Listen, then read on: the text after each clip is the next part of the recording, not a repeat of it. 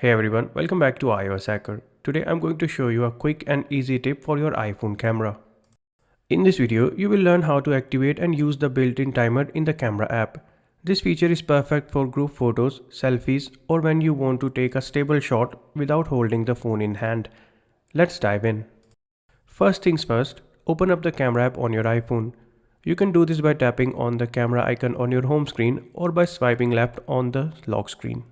Now that you are in the camera app, look for the small arrow icon at the top of the screen. Tapping on this arrow will reveal some extra controls at the bottom. Alternatively, you can swipe up on the camera viewfinder to reveal these controls. Once you tap on the arrow, you will see a small clock icon. On some devices, you might need to scroll right to reveal the clock icon. That's the timer. Tap on it and you will see three options: 3 seconds, 5 seconds and 10 seconds. If you just need a short delay, the 3-second option is great.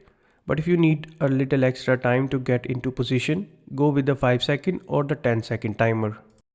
After selecting your timer, all you need to do is set up your shot. Prop up your phone or place it somewhere stable, frame your photo and hit the shutter button.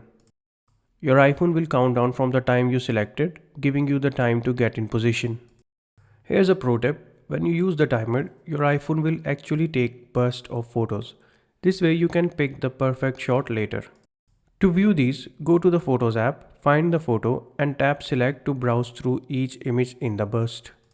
And that's it. Now you know how to use the timer on your iPhone camera to take hands-free photos.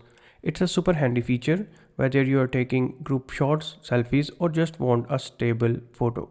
If you found this video helpful, make sure you give it a thumbs up and subscribe for more iPhone tips and tricks. Thanks for watching.